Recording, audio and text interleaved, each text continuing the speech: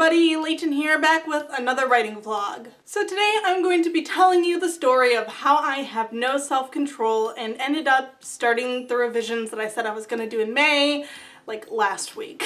So as you may or may not know, this month I was supposed to be finishing 50,000 words of a rough draft of a book that I've been wanting to write for a while, and I was doing that for Camp NaNoWriMo. But I've got to tell you about the weirdest shit that happened to me. This has never happened to me before. I mean, something similar sort of happened with another book, but it was in no way like this. What I'm talking about is I just read a book that was basically plot point by plot point my book that I was working on for Camp NaNoWriMo. I mean, they were dissimilar enough where I could change a couple of plot points in my book and they would be two completely different books that you wouldn't even compare to each other, but it was just the weirdest shit and it kind of threw me off. Like, it kind of threw me out of my groove of writing because I was like, oh my, that's very similar. And the book I'm talking about is autobiography.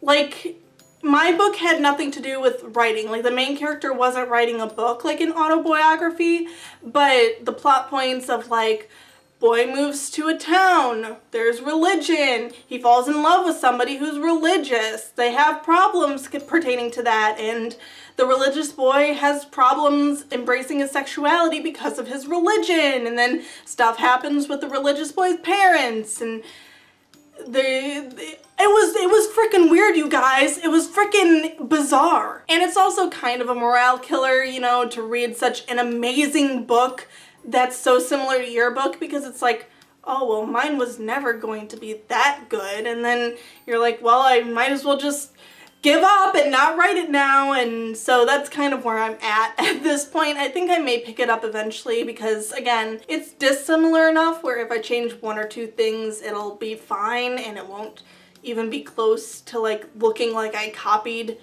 that other book, but it was just weird. It was just freaky. So because of that, I've just kind of completely dropped my Camp NaNoWriMo project, and so I've just decided to jump right into doing the revisions for Caspian Chronicles, because that book, at least, is not like other books. But in the good news category, because that was sort of the bad news, you know, I had to drop my nano project and I have no self-control, so I've started in on my revisions that I wasn't supposed to do until May. That's like the bad news. But the good news is that the revisions are going really well. Like, I definitely feel very confident that these were the changes that I needed to make in order to make my book feel the way I wanted it to feel from the very beginning. Cass knowing a decent amount of things about magic at the very beginning of the novel, as well as a couple of other things that I've rearranged to be more prominent at the beginning of the novel, that all is working splendidly. It's adding a lot more intrigue at the very beginning of the novel instead of a delayed gratification thing where you have to wait to find out some of this stuff. And it's also cutting down on my info dumps, which is amazing. I didn't even think it was possible, but apparently you switch one thing around and suddenly the info dumps go down by half. It's great. I mean, the information from the info dumps is still in the book, but it was easier than to spread it out, like, into 3 tiny chunks instead of 2 decently sized chunks of info dumps. It's magical, is the only word I can use to describe it. Which is fitting because my book is about magic. So I revised the first chapter and I sent it out to my friends Lexi and Gabby because they're kind of my critique partners, sort of. They're the first people that I send things to just because they both read YA and Lexi writes YA, so it's just easy to trust them and their opinions on things. And Lexi's already sent back her feedback, so that's great, and she gave me some really good tips. Obviously, I don't take everything my friends say. It's just what I feel is a reasonable suggestion, and then there's other things that I'm like, well, that doesn't really work because, like, she wants Cass to be more boisterous because he is, like, this popular basketball player. He's the captain of his basketball team at the beginning of the novel, and so she's like, oh, well, you know, he should be a little bit more, like, boisterous and stuff, but he starts the beginning of the novel with, like, a killer migraine, so he can't be boisterous or, like, you know, this, like, oh yeah, you know, I'm this jock guy, because he's like, literally this is the worst pain I've ever experienced in my life. So, you know, there's just stuff like that where I'm like, probably not gonna make that change. Maybe I'll add it in later into the novel, but definitely it doesn't fit into the first chapter. But then she gave me other great advice, like some things where I was over-describing moments that kind of made it read more like a female narrator rather than the male narrator that Cass is, so that was definitely good advice. And she also has like consistently told me that I need to describe the school hallway better, where the very first scene of the book takes place. And I have such trouble with that because it's such an action-packed scene. There's not really a great time to just stop and go, oh yeah, and the lockers look like this, and the floors look like this, and there were fluorescent lights or whatever, you know? I'm like, it's your basic public school hallway. Like, I know that there's stuff that I need to describe, so I'm trying to find a place to fit it in that feels natural, and that is difficult, but yeah. So I'm looking forward to getting Gabby's notes though, because she always gives really great notes too, and hers are more along the lines of characterization, and she's really big on social justice and stuff, and so she makes sure that, you know, just generally I'm not writing anything offensive. Obviously I need a sensitivity reader to actually tell me if anything's, but you know, she does the basic wide sweep of like, oh, you probably shouldn't say that, because just from my experience I know that people don't like that. So she's good for that kind of stuff. Lexi's good for the really technical writing stuff.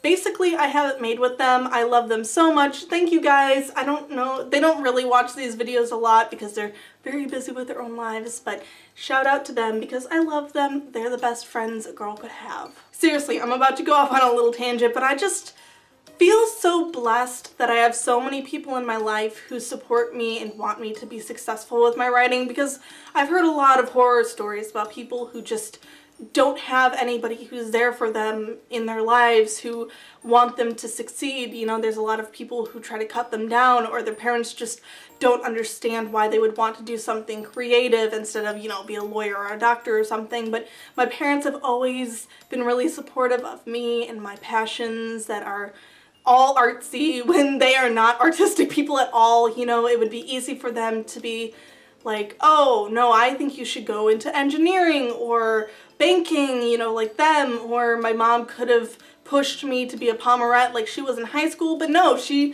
they both absolutely supported me when I was in theater and band, and I took art classes and creative writing classes. They were just always very supportive, so I feel very blessed. And my friends also, you know, some of them are more artsy than others, but they have all been really supportive. Even the friends that I've kind of fallen out of touch with since high school, if I run into them, they ask me how my book's doing, and they ask me if I'm close to being published, and like, you guys don't even know how much that means to me, the fact that people remember and care. And I'm getting a little emotional, but it's just so nice to have such a great backbone of support behind me, because if I was doing this on my own, I would have crumpled and died a very long time ago. So just shout out to my family and friends, people who have supported me since I was born, basically, you know.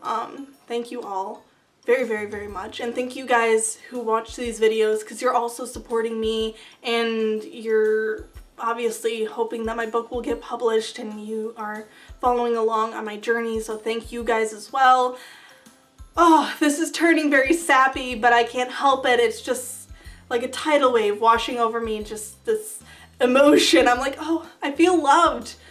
And it's a really good feeling, so thank you to everybody. Wow, that was not where I expected this video to go. I thought it was just gonna be a basic update like, hey guys, I have no self-control, so I started the revisions, but at least they're going great, woohoo. And then it turned into a, I love you guys so much, thank you for supporting me. I'd like to thank my mother for giving birth to me and my father for helping. But anyway, I'm really hoping that I'm going to have these revisions done within the next couple of months, like by the end of May, now that I've already started this month. Hopefully by the end of May I could have them all done. Like, if I could revise a chapter each day, it would be a dream. I don't know if I'll be able to, because I'm me, and when it comes to writing, I'm very off and on again.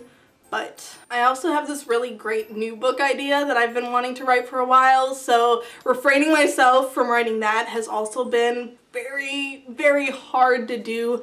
I know that I need to really outline that book though, because I only have a very basic idea of what I want to do with this new book, and I know it needs to be outlined or else I'm just going to dive into it and it's not going to go anywhere, and then I'll be like, well, I guess it's not a good book then, and I know myself, you guys. But yeah, that's what I have for today. Next week will be another bi-monthly wrap-up for the books that I've read in the past 2 months, so look forward to that. If you like this video, please make sure to hit the like button, subscribe button, and bell icon so that you get notified every time I upload a new video, which is every Saturday, the first Wednesday of every month, and the third Wednesday of every other month. Also, tomorrow is the final Sunday of my bonus video Sundays because The Savior's Champion is officially out. It's very exciting. I can't wait for all of you to read it and to fangirl with me, and it's just very exciting. But yes, so this is the end of release month for TSC, so tomorrow's video will be the last one in this bonus video series that I'm doing, so make sure you're there to check that out. Also, make sure to check me out on social media. I have Facebook, Tumblr, Twitter, and Instagram, all linked in the description below. Also linked in the description below is my personal blog, readwritelovefiction.com, where I talk about my writing adventures, the good, bad, and ugly of trying to get published, things that are going well or not so well, kind of like I do in these writing vlogs, but usually more detailed about a very specific subject. I also post spoiler-free reviews there and the corresponding blog post to my Let's Talk About Writing videos, so if any of that interests you, go over there and check it out. Also, make sure to check out my official author website, LeightonJWilliams.com, which is the first place I post any information about my series, The Caspian Chronicles, if I get an agent publishing deal, or if I decide to self-publish. Whatever ends up happening with that series will be posted there first before I post it anywhere else, so if you want to be the first to know anything really cool, that's where you should go. And finally, thank you guys so much for watching this video. I hope you have a beautiful day, and I'll see you next time. Bye! I don't know why my voice is all crackly today. It keeps breaking and wobbling all over the place. It's kind of annoying.